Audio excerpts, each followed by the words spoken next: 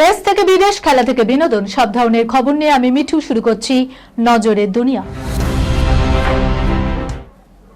মানস সরোবর যাত্রায় ভারতীয় পুণ্যার্থীদের আটকে দিল চীন। ট্যুর অপারেটরদের তোপ কেন্দ্রে। দীর্ঘ 4 বছর পর ভারতীয়দের জন্য খুলেছে মানস সরোবরের দরজা। গত বছরের মতো এবারও সেখানে ভিড় জমিয়েছেন পুণ্যার্থীরা, কিন্তু সীমান্তে এসে বড়সড় সমস্যায় পড়েছেন ভারতীয় পুণ্যার্থীদের একাংশ। জানা গেছে অনেকের কাছেই চীনে পা রাখার প্রয়োজনীয় নথিপত্র নেই, ফলে নেপালে আটকে পড়েছেন পুণ্যার্থীরা। গোটা পরিস্থিতি দেখে পুণ্যার্থীদের জন্য বিবৃতি জারি করেছে বিদেশ মন্ত্রক। জুন মাস থেকে শুরু হয় মানস সরোবরের যাত্রা। অনেক সময় পুণ্যার্থীরা ভরসা রাখেন ট্যুর অপারেটরদের উপর। যাত্রার যাবতীয় বন্দোবস্ত, নেপাল এবং চীনে প্রবেশের পারমিট, সমস্ত কিছুর দায়িত্ব থাকে এই অপারেটরদের। কিন্তু এই অপারেটরদের নিয়ে সতর্ক থাকা উচিত বলে জানানো হয়েছে বিদেশ মন্ত্রকের বিবৃতিতে। সঙ্গে আরও বলা হয়েছে, ভারত থেকে মানস সরোবরের যাত্রা শুরু করার আগে যাবতীয় নথিপত্র খুঁটিয়ে দেখে নিতে হবে। কনফার্ম হওয়া নথিপত্র এবং পারমিট নিয়ে তবেই যাত্রা শুরুর পরামর্শ কেন্দ্রের। নাবালিকাকে হোটেলে বিক্রি, রিকশা চালকের 5 দিনে 30 জন মিলে ধর্ষণ, নারকীয় ঘটনায় উত্তাল দেশ। রাজস্থানে 13 বছরের নাবালিকাকে 30 জনেরও বেশি মিলে ধর্ষণ, একাধিক হোটেলে আটকে রেখে লাগাতার নির্যাতন, অসুস্থ হয়ে পড়লে মদ খাইয়ে চলত যৌন অত্যাচার। ঘটনা ধামাচাপা দেওয়ার সমস্ত চেষ্টাও করা হয়েছিল। অবশেষে বিষয়টি সামনে আসতে তোলপাড় রাজস্থানে। তীব্র ক্ষোভ জনগণের মধ্যে। সরকারের বিরুদ্ধে রাস্তায় নেমেছে বিরোধী দল কংগ্রেস। অবিলম্বে কঠোর শাস্তির দাবি তুলেছেন তারা। পুলিশ সূত্রে জানা গিয়েছে, নাবালিকা বাড়ি থেকে বেরিয়ে নিখোঁজ হয়ে যায়। অভিযোগ, এক রিকশা চালক তাকে শ্রীগঙ্গানগরের একটি হোটেলে বিক্রি করে দেয়। এরপরই তার উপর শুরু হয় নারকীয় অত্যাচার। টানা 5 দিন ধরে বিভিন্ন হোটেলে নিয়ে গিয়ে তাকে প্রায় 30 জনেরও বেশি লোক ধর্ষণ করেছে বলে অভিযোগ। নির্যাতিতার অভিযোগ শুনে কার্যত পুলিশ কর্তারা। নাবালিকা অভিযোগে জানিয়েছে, যন্ত্রণায় কাতরালেও তাকে রেহাই দেওয়া হয়নি, উল্টে মদ্যপান করিয়ে চলত নারকীয় অত্যাচার।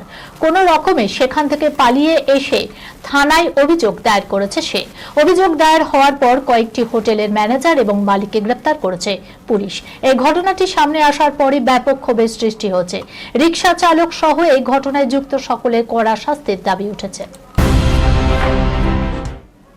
একাধিক শয্যার সঙ্গী, 4 বার বিয়ে, মেয়ের চেয়েও ছোট চতুর্থ স্ত্রী। বলিউডের কুখ্যাত খলনায়কের জীবনে পরতে পরতে রয়েছে রহস্য। কার কথা বলছি চলুন দেখে নিন। কবির বেদী 1970-এর দশকের গোড়ার দিকে তার অভিনয় জীবন শুরু করেন। ভারতে কাজ পেলেও দেশের বাইরে তার কর্মজীবন এক বড় ঐতিহাসিক মোড় নেয়। 1976 সালে একটি ইতালীয় টেলিভিশন শো তার ভাগ্য চিরতরে বদলে দেয়। তিনি ইতালীয় টিভি সিরিজ সন্ডোকানে প্রধান চরিত্রে অভিনয় করেছিলেন। শোতে তার জলদস্যু চরিত্রটি ইউরোপ জুড়ে এতটাই সমাদৃত হয়েছিল যে কবির বেদী ইতালি সহ অনেক ইউরোপীয় দেশে রাতারাতি সুপারস্টার হয়ে ওঠে। তিনি বিখ্যাত জেমস বন্ড চলচ্চিত্র অক্টোপাসিতে এক স্মরণীয় ও ভয়ঙ্কর খলনায়কের ভূমিকায় অভিনয় করেছিলেন। খুন ভারি মাং, मैं हूं ना, দিলওয়ালে এবং মহেঞ্জোদারোর মতো সুপারহিট চলচ্চিত্রের মাধ্যমে তিনি ভারতেও নিজের যোগ্যতা প্রমাণ করেছিলেন। কবির বেদীর পেশাগত জীবন তার ব্যক্তিগত জীবনের মতোই বর্ণাঢ্য ছিল, যার শিরোনাম ও বিতর্কে পরিবেষ্টিত ছিল।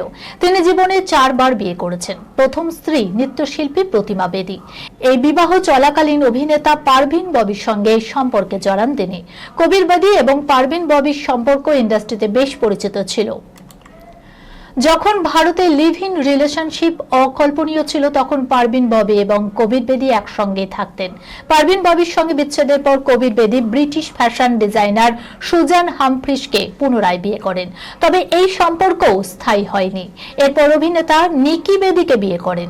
তৃতীয়বার বিবাহ বিচ্ছেদের পর অভিনেতার জীবনে আবারও ভালোবাসা ফিরে আসে।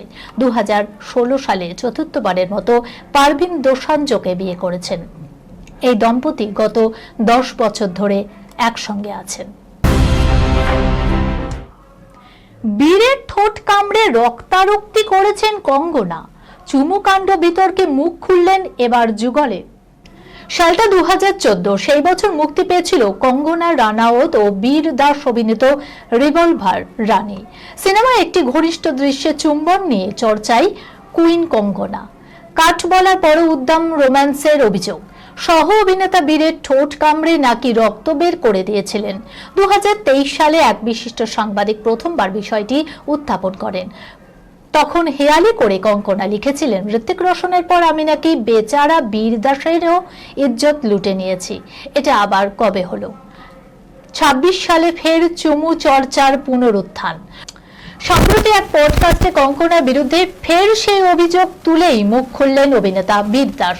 উল্লেখ্য, কঙ্কনা ও বীর দাস দুজনেই এই দাবি খারিজ করে দিয়েছেন। এক্স হ্যান্ডেলে নিজেদের অবস্থান স্পষ্ট করে লিখেছেন, সকলে জেনে রাখুন এই গল্পটাই সম্পূর্ণ কাল্পনিক। কঙ্গনা শুটিং সেটে অত্যন্ত পেশাদার ছিলেন এবং আমি এখনো মনে করি তিনি একজন অসাধারণ প্রতিভাবান শিল্পী। তার বিরুদ্ধে এই ধরনের অপপ্রচার অন্যায়। এই পোস্টেই সহ অভিনেতাকে ধন্যবাদ জানিয়েছেন কঙ্গনা। এই খবরের সঙ্গে শেষ করলাম আজকে নজরে দুনিয়া। আপনারা দেখছেন টিভি 24 বাংলা, সংবাদ বিনোদন সারাদিন সারাক্ষণ।